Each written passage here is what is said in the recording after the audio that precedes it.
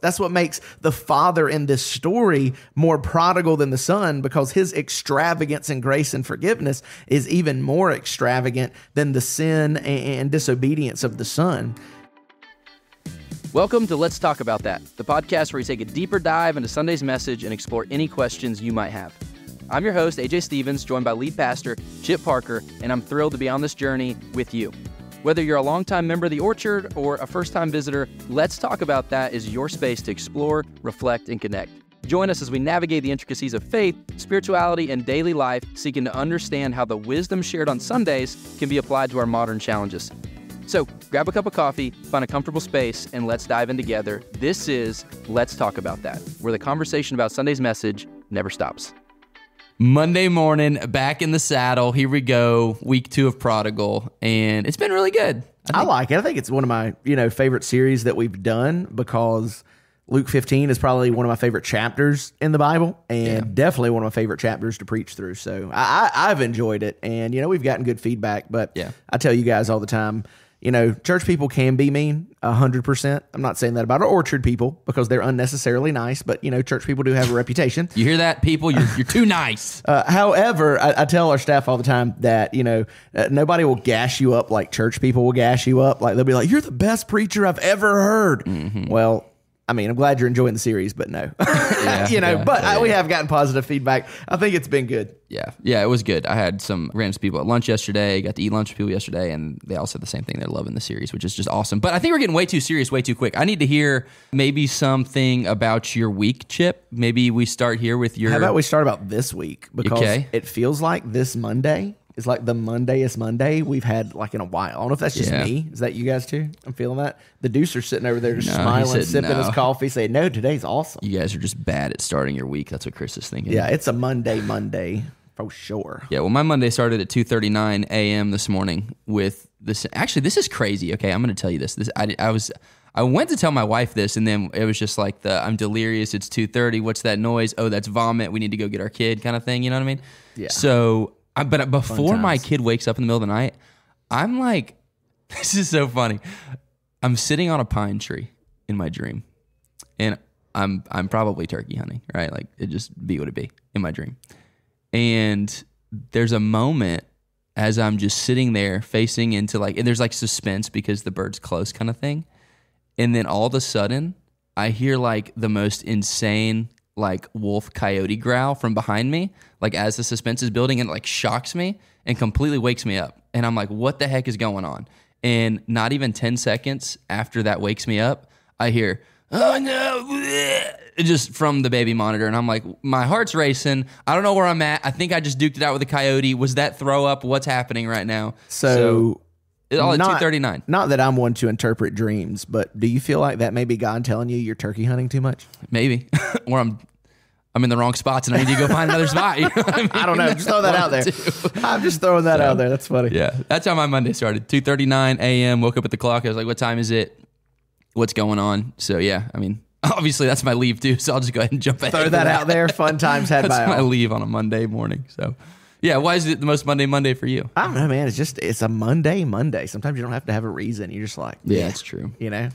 Yeah. Well, let's look at the brighter side of Monday. You got a keep, like something that was worth celebrating last week? Yeah. Noel, I think I have a keep, and this is going to be a very shallow keep, but, I think, AJ, you'll feel me with this, and I'm sure others people will too.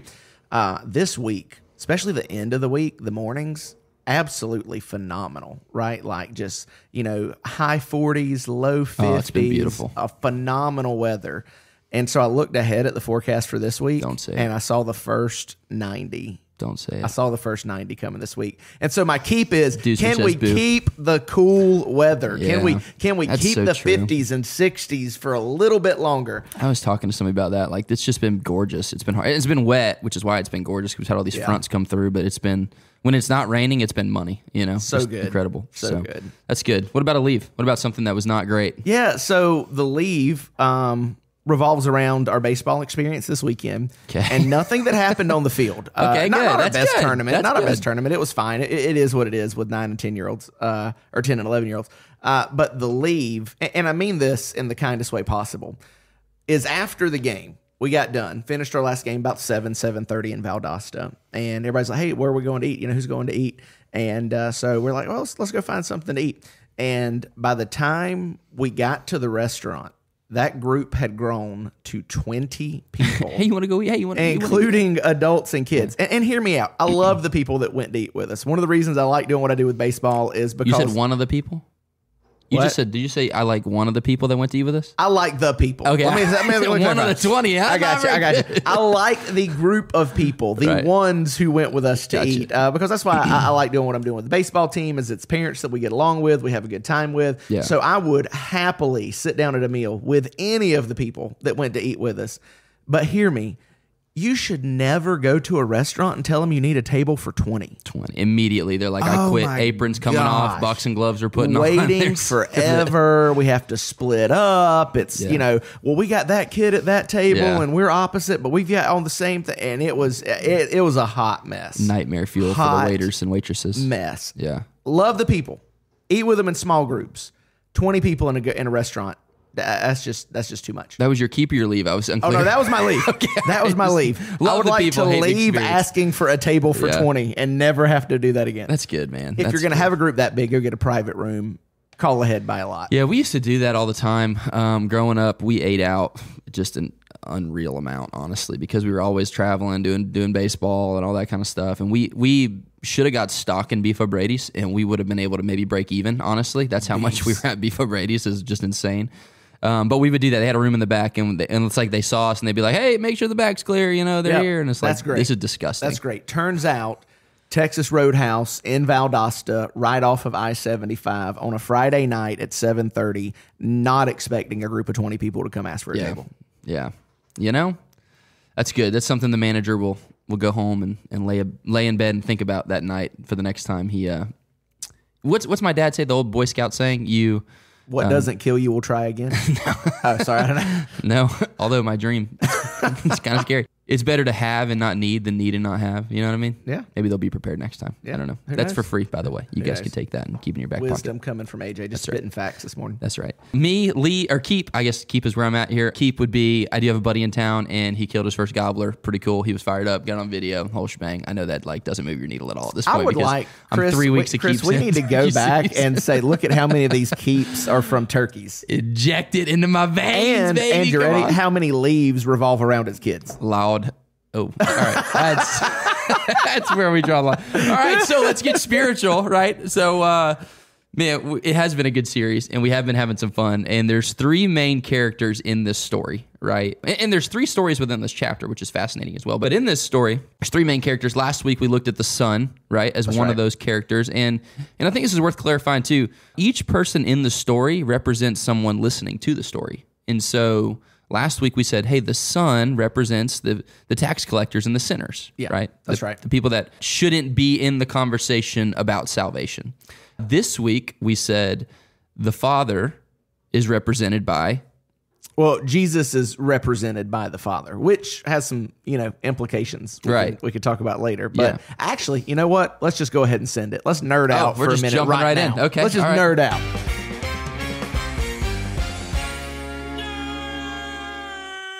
This is something that we haven't talked a lot about on Sunday, but I think it really does have some big implications because you're right, AJ. When we look at the characters in the story, the younger brother represents the tax collectors and sinners. And next week, we're not there quite yet. We're going to see the older brother is representative of the Pharisees and the scribes. Mm-hmm. Well, there's the third character in the story, the father, who is obviously representative of God, but yet it's Jesus who is the one telling the parable and really is identifying himself with the Father. Yeah. Primarily, we know this because the complaint that we see in verse 2 of Luke 15 from the Pharisees and the scribes was that this man, Jesus, welcomes sinners and eats with them. And so then Jesus tells them 3 stories about how God welcomes sinners and rejoices over sinners. And so what you see over and over again, not just here, but in the Gospels, is that Jesus identifies himself with the Father. And that Jesus, in fact, came himself to reveal the Father to us. And I think that if you grew up in a very Christian culture, or if you grew up in a church itself, or a Christian church itself, you may miss the uniqueness of that theology. Because there are some groups, and AJ, you can feel free to speak into this as well. Yeah. There are some groups who would tell you that they are Christian groups who do not believe that Jesus and the Father are one, that they're the same person. Yeah. And yet here Jesus is claiming that. It's all over the Gospel of John. Yeah. Matthew mentions it. Even Paul picks it up and says that Jesus is the image of the invisible God in Colossians. So Yeah, no, I think that's good. I think, and you need to understand it, right? This part's huge, because if Jesus is just another character in the timeline who claims to be God but doesn't share God's character or share his identity, then really, if we're going to nerd out, we go down the line here and the whole system falls apart. Because what you need out of the Messiah, what you need out of God himself, is you need an agent who is fully human to be able to take on your sin, right? We're going to see that in the Father, he prepares the fattened calf. We need a sacrifice, and Jesus is the lamb that God says, hey, you're going to be that sacrifice from the Old Testament, but you're going to be it in its fullness. You're going to be the lamb, but you're a human. And so I need you, Jesus, to be the character that is fully human in this conversation, because that's how you're able to satisfy my issues, my sin issues.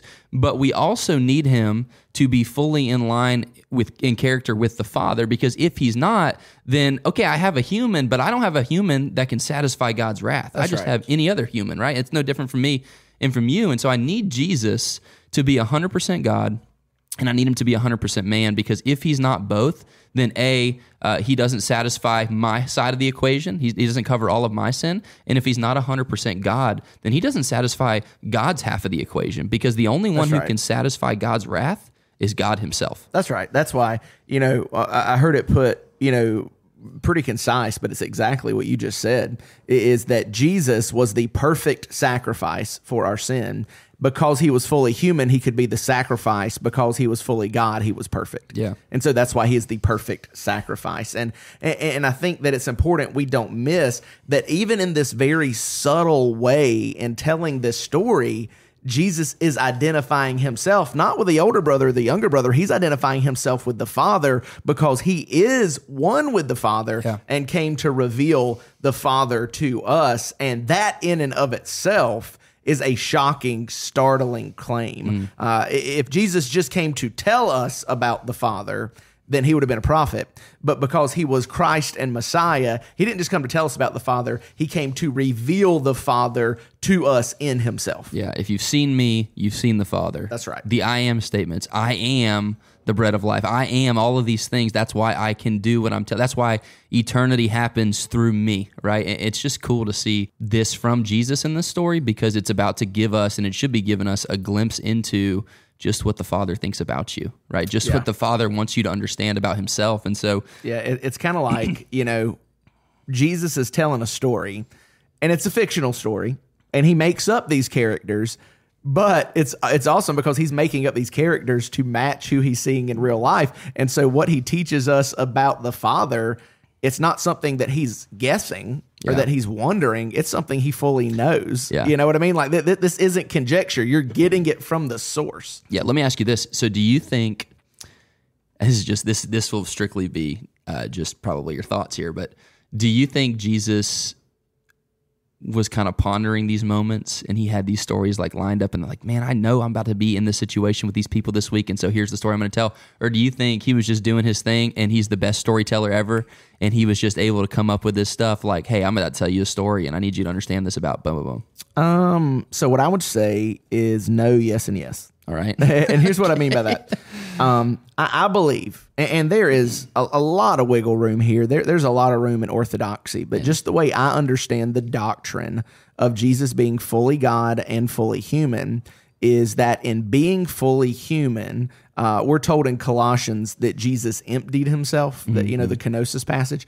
What Jesus did in emptying himself was not emptying himself of his divinity, but that he voluntarily laid aside access to many of the divine attributes that he had, right? And I believe one of those is his omniscience, right? That he knew everything, and his omnipotence, that he could do anything. He laid that aside voluntarily. That's why he got tired. That's why he got hungry. That's why he slept. However, there were moments when he performed these miracles where he accessed those divine attributes, such as his omniscience and omnipotence. And so I don't know that Jesus is like seeing 5 years into the future, 5 weeks into the future, 5 days into the future and saying, oh, that's coming, I better be ready for it.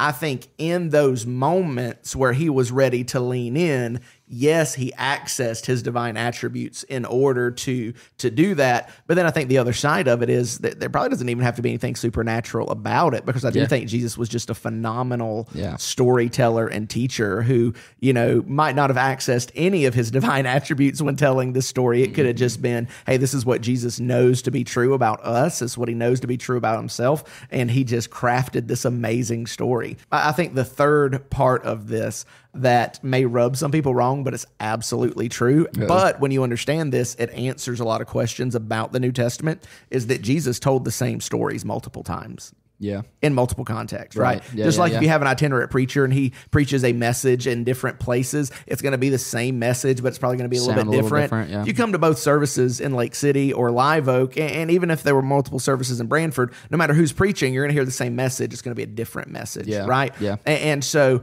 this story could have been one that Jesus used on a few occasions. And there are stories in the New Testament that we know he used on a few occasions because of the order in which they're presented and a few details that are tweaked. So it's not that they contradict each other. It's that, no, he just told the same story twice, and it was a little bit different when he told it both times. Yeah. And so, yes, Jesus came up with the story, but this might not have been the first or last time he told this story. Yeah, I just love it. I think it's so cool, the whole storytelling side of that from Jesus. In fact, I went on a rabbit trail while you were preaching, admittedly. I get to listen to it twice usually when you're preaching, right? And so second service, I'll kind of start putting some different thoughts together or look at some notes, and for whatever reason, I can't remember why it led me there, but in the second service, I jumped into Luke chapter 2, reading about Jesus as a boy, right, a 12-year-old in the temple. And I think maybe this was some of what led to that, just like, man, this kid is sharp, right? Like obviously he's walking into the temple, and these guys are like, who is this guy, and how does he know all this stuff? And then it was just funny. You keep reading. So what's cool is even when you think about that, again, going back to Christology, is that the knowledge Jesus had of the scriptures and of the Father was not necessarily a part of his divine attribute. It could be that because Jesus very well knew who he was, obviously, because he told the people in the temple he had to be about his Father's business, right? Jesus could have just very well, as a human in human flesh, dedicated himself to the study of Scripture and soaking it up that way. Now, I'm not saying that it wasn't supernatural. I'm just saying it didn't necessarily have to be, because Jesus, aware of who he was and what he came to do, devoted himself to knowing the Father, revealing the Father in himself. So it's fascinating when you kind of dig into that little bit of Christology. Yeah, and I think there's some desire, some human desire there, right, from Jesus, and you see it in, this is Luke chapter 2, verse 46, but basically they leave, and there's a big traveling party, and they realize after a couple of days Jesus isn't with us. Oh my gosh, we got to turn around, right? And so they leave their kid, and they have to go back and get their kid. But it says after 3 days they found him in the temple, sitting among the teachers, listening to them and asking them questions. And all those who heard him were astounded at his understanding and his answers. And so it just 3 days. I'm sitting there for 3 days. That's not like, I think there's a both and. It's not just like I have all this knowledge. It's I'm hungry for this. I want more of this. I want to know, you know what I mean? And so he's leaning in, he's digging in. It's just pretty cool to think about. So you want to hear just a random thought that I have that this passage brings to mind? Luke 2 or Luke 15? Jesus in the temple, actually. I think one thing that comes to mind is, so Jesus is in the temple, right? He's talking with these religious scribes and leaders, and he was 12 years old. So if we say Jesus went to the cross 30, 33, something like that, you're looking at 20 years down the road. So you ever wonder how many of those guys who were there ultimately were some of the guys who opposed him? Yeah. And then did they ever put two and two together that, hey, do you remember that kid that was at the temple? This is him. This is him. And even what if Caiaphas, who would become the high priest, what if Caiaphas was already there at the temple because he wasn't the high priest yet? And he was, I don't know. That's just crazy to me that it's just kind of cool stuff. Anyway. It would be for sure a blow to your pride. You know what I mean? If I'm one of the Pharisees and there's this kid who was like asking questions and now he's the one trying to teach me about the kingdom. You know what I mean? So I could see that being a serious point of tension. But that's a good nerd out section. Let's kind of wrap that up, bring it to a head, because I think there's some other stuff in the story that is worth noting, especially now that we've understood, okay, Jesus is representative of the Father. And so you see in this story, the Son gets to a point, we talked about this last week, the Son gets to a point, he comes home. Yeah. Right? And he kind of puts everything down, has this realization, it'd be better for me to be a servant in my Father's quarters than to be here eating with the pigs, right? And so he runs home, and then it's time in the story for the Father to respond. So let's talk about that. How does the Father respond? Well, I think before we get to that even, maybe we should just pause and acknowledge the inherent risk that this young son would take in going home, because according to the law, he could have been put to death for being so dishonorable to his family and bringing so much shame on his family. So it was a risk to go home. And the other thing I think is worth pointing out that I forgot to mention this in the first service. I mentioned it in the second service, is that if you look at what the son says to himself that starts this whole plan in motion to come home, it's that he knows his father is generous. My father is a generous man, right? His servants have more than enough to eat. And so it is the nature of his father that brings him to the place that he comes home. And so, yes, there is a risk involved there, but in his heart, the son knows the character of his father.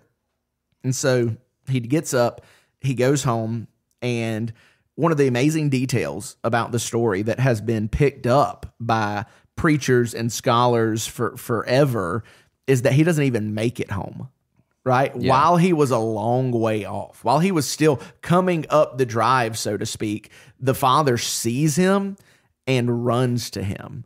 And he doesn't just run to him to chew him out or run to him to say, hey, you better get out of here. Your brother's pretty ticked at you. He runs to him and he hugs him, falls on his neck is literally the word there, embraces him. It really is the climax of this whole chapter, seeing the father run here to the son. Yeah. So he runs, right? That's his response. Okay, son, you've decided it's better here with me than it is out there, right? And I think that's and this is where we might get into the weeds a little bit more. This is the beauty of the podcast. Man, I think there's a lot of people, and there's days where we believe this, and we tell ourselves the lie of, no, it's better out there. No, it'd be better if this were true. It's hard to be a Christian. It doesn't seem very joyful to be with the Father, right? And doing all these hard things that Christians should do. And we'll talk about that even more here on the back end, because there's difference between obedience and whatnot. But it's cool because what you see out of the son when he comes to his senses, when he realizes is, no, all this stuff that looked really appealing, all this stuff that looked like it would make me seem fulfilled, all this stuff that was really shiny out there is really empty out there. And there's one place where I'm going to be fulfilled, and it's back with the Father. And he found everything at home that he had been looking for on the road, right? Mm-hmm. We talked about that a little bit. You know, the clothes, the riches, the food, the acceptance, the party even. Mm-hmm. You know, he finds it at home because ultimately,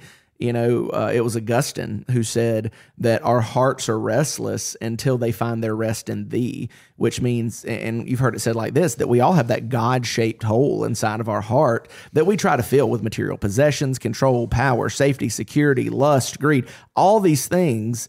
And none of them can fill that hole because they weren't made to. Only a right relationship with the Father fills that hole. And the Son in this story experiences that in a very tangible way. Yeah. I love that. So I read the story, and we talked about this. I heard you say this Sunday. But the Father has to lift up his cloak, right? Yeah. And man, like, there's this... the only other time I can see that, or it jumps out at me, is David when he's dancing undignified before the Lord. Yeah. Right? And it's like, okay, not good, right? Even his wife says, bro, what are you doing? That's not how you should be acting. And there's this moment for the Father. There's this, in the story, there's this moment for David where it's like, I don't care. I don't care about what's going on around me. I don't care about what you think. What I care about is this relationship that's right here. Right? For the Father, it's the relationship with the Son. And then for David, it's the opposite. It's the relationship from the Son to the Father. There's a moment where you get so caught up in what you have and the realization of what you have in relationship with the Father, that everything goes out the window and you're just like, I just want more of that. I just want to keep leaning into that. Yeah, absolutely. Like the Father definitely was not worried about his own respectability. Right. The way he acted toward the Son. Even in, like you said, talked about pulling up his robes and running, because that's something you had to do back in the day if you're going to do that.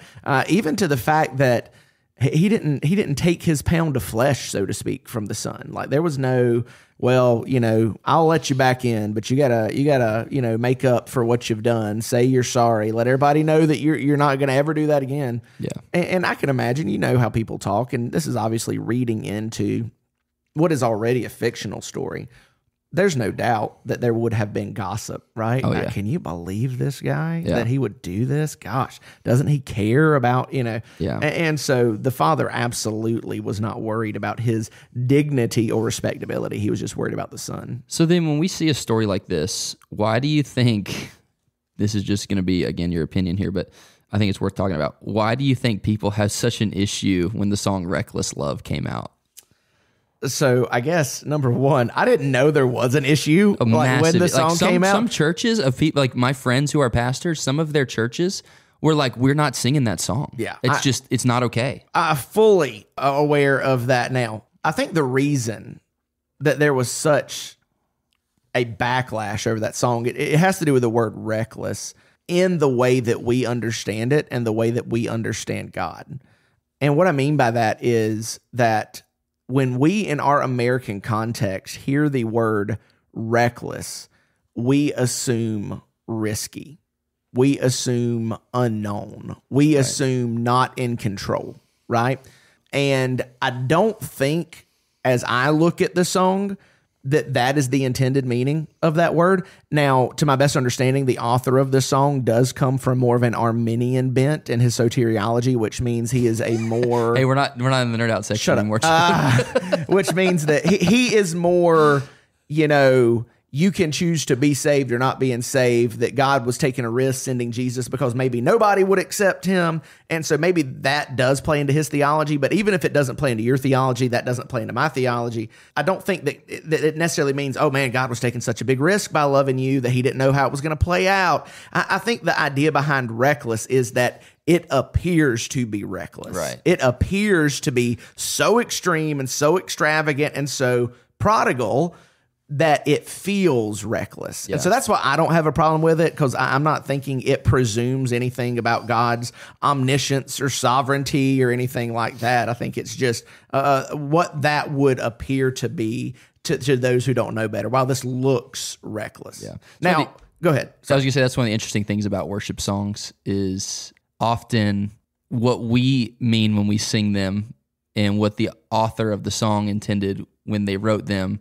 aren't always the same thing, right? Does that make sense? Yeah, so sure. So if I'm reading this, it can mean one thing to me that it didn't mean to the Arminian that wrote it, right? And so, I don't know, I think worship songs are, in a way, and it's not always the case, what you make them. Sometimes they're just littered with bad theology and there's no way around it. But other times, there's some gray area where, what's the posture of your heart right now as you're singing the song or whatever kind of thing. Well, so I think, for my money, I got no issues with Reckless Love. There are some songs that are popularly sung that I do think we look at the lyrics at, and they're ones that aren't brought up often, and I don't know why, or at least one of them isn't. One of the songs everybody sings growing up, right? If you grew up in a traditional country church, and this is a country church song for sure. I don't know if you guys, Chris, AJ, I don't know if you guys are familiar with it. Just a Little Talk with Jesus.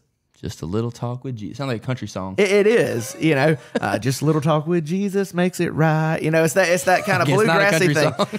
But it says, now let us have a little talk with Jesus. Let us tell him all about our troubles. He will hear our faintest cry and he will answer by and by. And then there's this line, and when you feel a little prayer wheel turning and a little fire is burning, find a little talk with Jesus makes it right. So that everybody sings that in little country churches around here. Here's the issue. Do you know what a prayer wheel is? I have no idea. It's something built into the side of a Buddhist temple that monks spin as they walk by in their meditations and prayers.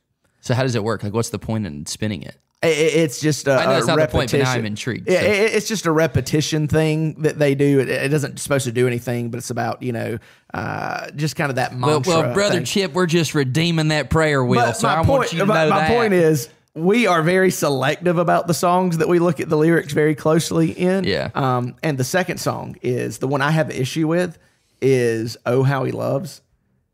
Whoever sings "Sloppy Wet Kiss" can get out of here. Amen, brother. It is Sloppy, unforeseen kiss. Nobody wet needs a sloppy wet kiss. kiss. Are you kidding me? The OG. Get out of here. Man, just what was that, like early 2000s, really trying to make a point kind of stuff? Like I'm showing you that I'm breaking the mold. That's when all that kind of stuff started happening. I love it. Yeah, I'm going to let you know how rebellious I am. I love it. Okay, so again, reining back in, we'd be doing that a lot.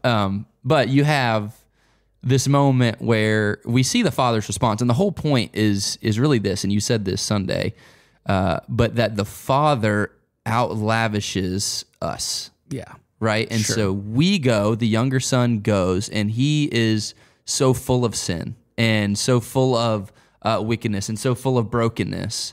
And the Father comes and says, hey, for every ounce of brokenness, wickedness, sinfulness you have, I've got more grace. Yeah. Right. And I think that's so cool. And you see that response, by the way, like you just said, I don't need a pound of flesh out of you, bro. I'm just glad you're home, and I'm just glad you're here, and I'm glad you're back where you belong, kind of thing. And that's the heart of the gospel, right? That's what we looked at here in Lake City's Romans 5:20, where sin increased, grace abounded all the more. Like, as far as our sin goes, the Father's grace, the Father's forgiveness goes deeper, goes further. And that is the hope of the gospel, right? That's what makes the Father in this story more prodigal than the Son, because his extravagance in grace and forgiveness is even more extravagant than the sin and disobedience of the Son. Now, where I think this story could be pressed as a physical type story, a societal story, and it pales in comparison to the true reality, is that when the Father brings the Son back into the house, and we're going to talk about this in just a minute, in the gifts that he gives him, he makes him a full part of the family again, right? And as such, he would have been re-entitled to his share of the estate. Yeah. Which now is a third less because he took a third away. And so now he's going to get 1/3 of the remaining. And so it's going to lessen the share of the estate, but he's still getting it back. Here's what's so good about the reality of the situation, not the reality of the story, is that no matter how much grace we take from the Father, we have not lowered the amount of grace that's available because it's infinite. It's a never-ending supply of it's grace. just like you can dip as much out of that ocean of grace as you want, but it's never going to lower 1 millimeter because it's an infinite supply from an infinite God. Good. So you said this Sunday, you said the gospel is not just the ABCs of Christianity, but the gospel is the A through Z of Christianity. And I think that's exactly what you're talking about right there. So maybe take a second to even further unpack that. Yeah, I think that we think that the Christian life is all about keeping rules, and yet we know that you don't keep rules to become a Christian, but somewhere along the line it just switches over to, okay, now I have to keep rules. But I think that's a fundamental misunderstanding of what a relationship with God is. And that's why we looked at what Paul says in Philippians, having begun by the Spirit, are you now being perfected in the flesh? Galatians, but yes. Galatians, sorry. That's what we're going for here, is that if we are saved by grace, we're not perfected by the flesh. If we're saved by grace, we're faith, we're not perfected by works. And so knowing that we don't move from the gospel, we just move deeper into it, really begins to add fuel to our Christian life. You know, it's the reason so many people get burnt out. It's the reason so many people get stuck in their faith, is they're just gritting their teeth and trying as hard as they can. And it's all about them and what they do and what they're doing for Jesus. And they've stopped looking at what Jesus does to them.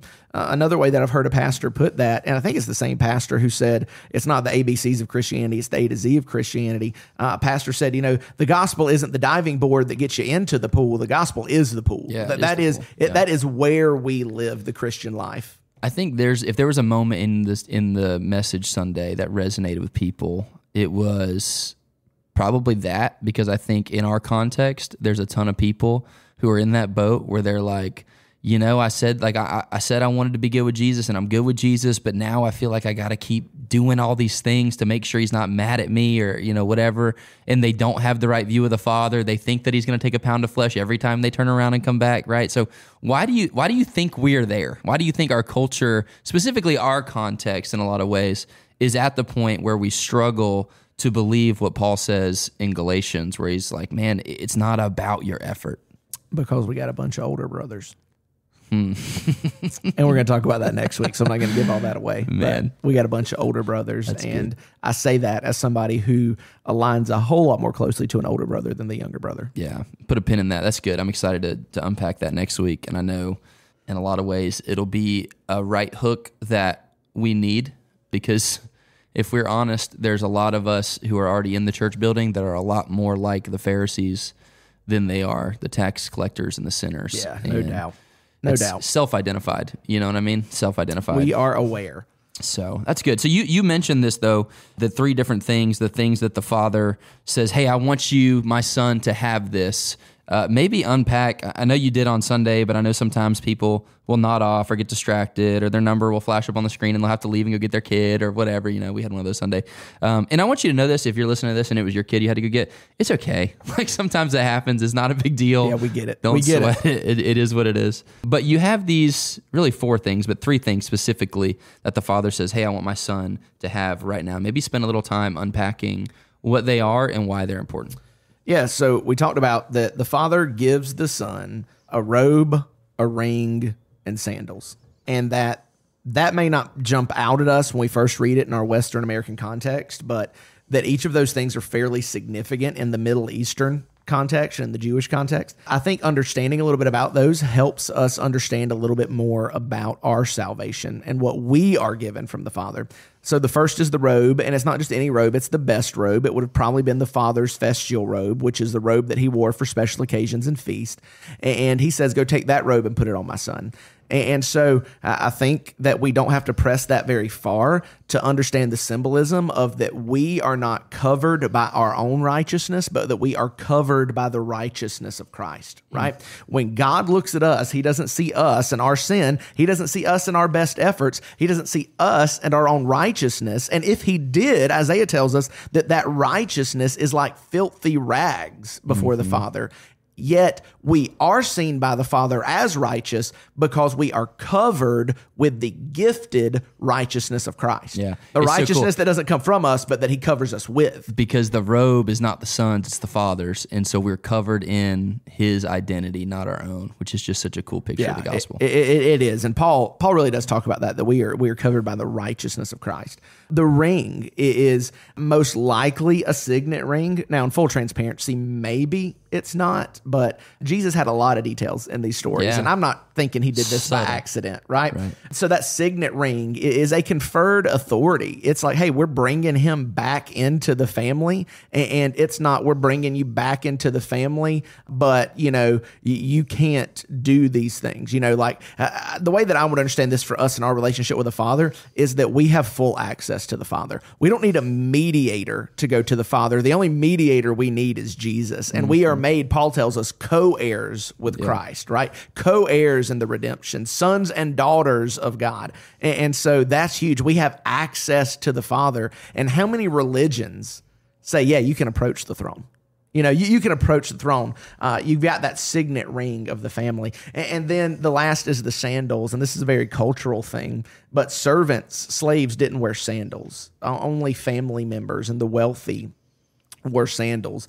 And so it was very clear that the Father's telling the Son, I'm not bringing you back as a servant. I'm bringing you back as a son. And again, that's what Paul unpacks in the letter to the church in Galatia, the churches in Galatia, is that, you know, we're not slaves anymore. We are now sons and heirs, and that looks different. We are not working in obedience to be accepted by the Father. We are working in obedience out of joy and love because we have been made sons and daughters by the Father. Yeah. And that's a massive, massive difference. Man, so that right there, that last part, I think that's huge too, because if there was a second piece that should be incredibly impactful when the light bulb goes off, I think it's that. I think there's a difference between obedience, or I'm just doing what I'm supposed to be doing, or I'm doing this for the right reasons. And so one, I think you just unpacked three different things, right? And that's a way we know Jesus is trying to tell us, hey, the Father takes delight in you, right? He doesn't just tolerate you. He loves you, and that's why he lavishes you. And you did a great job, I think, of explaining that with family members on Sunday if you weren't there, or if maybe your location pastor used a different example. We shall not speak of such. Yeah, Chip, he used a great example and said, sometimes it's like, hey, I'll do this way, not to out you. My mom used to tell me, hey, listen, brother, I love you. I don't really like you right now, right? And there were other moments where she was like, I like you and I love you, and there were moments where she would delight in me, and there were moments where she would whip me and still love me. And I could tell the difference, and I could tell that there's, it's usually related to my actions, right? And that's just not how this works with the Father. He delights in us regardless of our actions, regardless of what we bring to the table. It's crazy to think that God does not just love you. I think any good Bible belts, Western Christians, like, oh yeah, we know God loves us. He has to love us. But that God takes joy in you. He finds joy in you. He delights in you. One of the most amazing passages we read Sunday was when Zephaniah says that there's coming a day that he will sing over us. And it's just kind of mind-blowing that God looks at us that way. And here's the thing, AJ, that I'm seeing more and more of, and I understand what it's pushing back against. I really do. But there's this pushback against, the gospel's not just that God loves you. The gospel's that God's holy and that we're sinful. And I completely agree with that. But there's almost like this countercurrent, like you guys just tell people God loves them too much. It's not all about God loving them. And honestly, I get that. But I think that the way I heard this explained is there's a such thing as cat and dog theology. Okay, right? So I've got a dog. No cats. Had cats. Amen. Currently, First no of all, cats. Dogs, amen. no cats. Dogs, no cats. Dogs, Chris, no cats. I know you got a dog. Her name. You're a cat person too. You got a cat. Oh my! But you're just a cat like person. Cats? Why do you like cats? The day we need him on the microphone. There's no reason to like a cat. Here's Give the me like a 5-page synopsis on why it's We're worth gonna need having this a later. cat, and we'll talk about it later. Separate podcast. So here's cat and dog theology, right? Both of them are pets. Both of them you feed, you take care of, you love, you provide for, and you do that for a dog. You feed that dog, you care for that dog, you give that dog shelter, you spend time with the dog. You do that for that dog, and that dog looks at you and says, wow, you must be God. The dog loves you back. And you are just like, the dog worships the ground you walk on. All right, hold on. You do this for the cat, and you feed the cat, and you care for the cat, and you give toys to the cat, and the cat looks at you and says, wow, you do all this for me. I must be God. Yeah, 100%. And they wouldn't spit on you if you were on fire. Oh, cats are the worst. But see, I think that's the thing that happens with a lot of us in the gospel. Some of us hear about how much God loves us extravagantly, recklessly, prodigally, and we say, wow, what a God. Yeah. And then some people hear that about how God loves them extravagantly, recklessly, prodigally, and they're like, wow, I must be freaking awesome. Yeah. And it's not that the message communicates it, it's the heart that hears it, right? Yeah. So to be clear, dog's good, cat's bad. Yeah. Have you ever heard this? It's a story. It's like, man, if your wife's ever giving you a hard time, just remember that if you locked your wife in a trunk and your dog in a trunk, only one of those two things would be happy to see you when you open the trunk. I have not heard that before. It's hilarious. And it sounds like you got to be in some pretty specific corners of the internet to hear that, AJ. It really speaks to the integrity of the dogs. Wow. All right. So that's good. I think it also springboards us into this part of the conversation, which is where I really want you to unpack. And that's this. There's a difference between obedience, right, and obedience for the right reasons. Explain that, because I think for a lot of us, we think, well, obedience is obedience. God wants me to do the right thing, so I'm going to do the right thing. Maybe this is one of those things that we just may need to have a special roundtable podcast for again, because it's very nuanced. I'm not going to say complicated. I'll say nuanced, because obedience is not something that is done with the hands or the feet or the mouth. Obedience is something that flows from the heart, right? And yet, not once will God say, well, if you really don't mean it, don't do it. Just go do whatever you want to do, because I don't care. I fully believe that sometimes we need to fake it till we make it. And here's what I mean by that, right? Okay. If you and your wife have a fight, and in this moment you don't love her, and in this moment you're mad, and in this moment you're angry, you would be a complete idiot to go to the bar and act on what you feel in that moment. Because when you wake up tomorrow morning, you're going to say, yeah, I need to get things right with my wife. This is too good to throw away. Yeah. Right? That's a very practical illustration. I hope so, yes. I'm telling you, this is what you think because this is what you should think. And honestly, it's what you would think, 99% of the time. Here's the point, though. Sometimes we can't act on what we feel. We have to do what we know is right regardless. Fake it till you make it.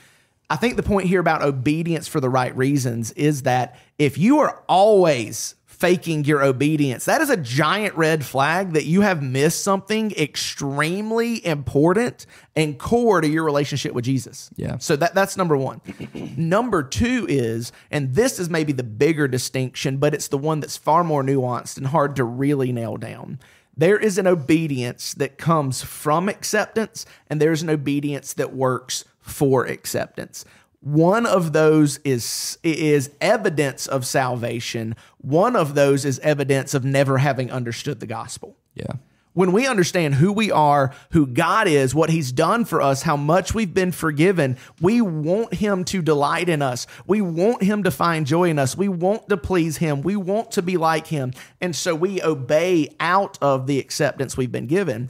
And then when we've not understood the gospel properly, it is, well, I'm going to do these things so that God will love me, so that God will forgive me, so that God will bless me. And that shows that you really haven't understood the message of the gospel, that you are, and we'll get into it next week, you're like the older brother still trying to earn the father's favor. And when it doesn't come in the way in which you think it should, you're going to get mad. Yeah. And I will say, and maybe this is something we can dig into in the podcast next week because we probably won't have time to really dig into it in the message.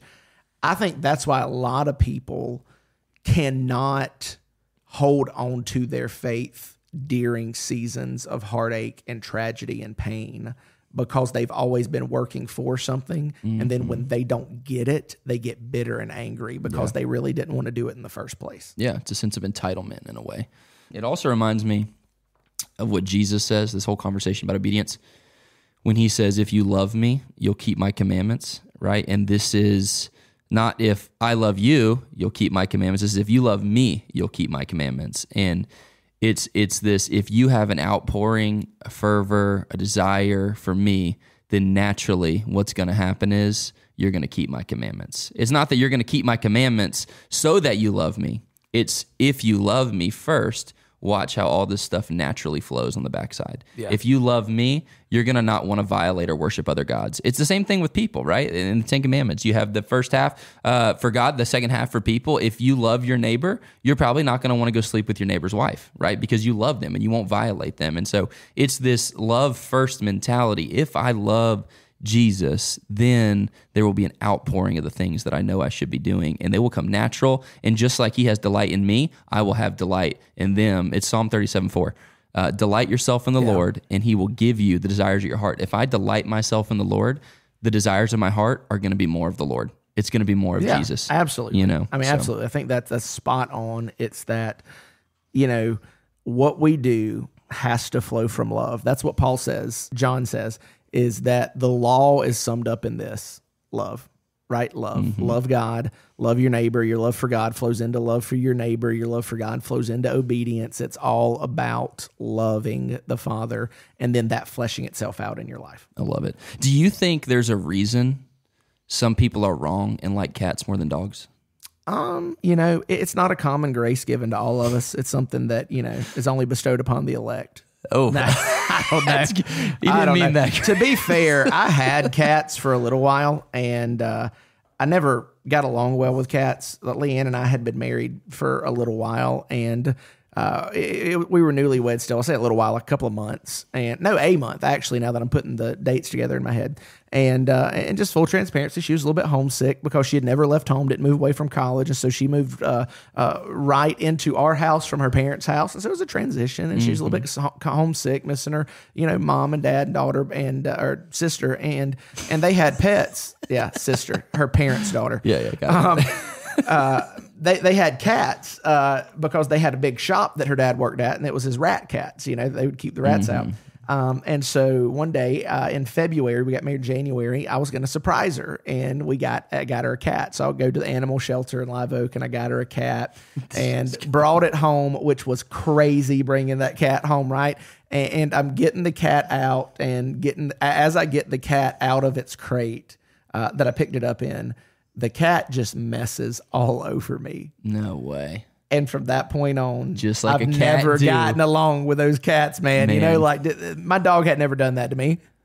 You know what I mean? Like that anyway. And it wouldn't because it's a dog. Hey, listen, one more thing on cats real quick. They're the number one small game predator in the United States of America, the feral house cat. The average house cat still has the instincts to destroy the majority of small game in America. So if you have a cat, I respect cats. Yeah, they can be crazy. Right. I respect them. But if you have them, I don't want them. You know, I like quail, and I like to see the dove on their nest, and I like to see the little things, and the cats kill them all. You know what I mean? So anyway, I'm just derailing us at this point. We're getting a little bit far into the weeds. Chris, I hope you don't feel completely beat up, but I hope you do feel a little bit beat up about liking cats. Same for all of you. Cat and dog theology. Couple takeaways. Don't lock your wife in a trunk, but your dog's going to love you unconditionally anyway. Just really good theology to round this out. Any concluding thoughts, Chip?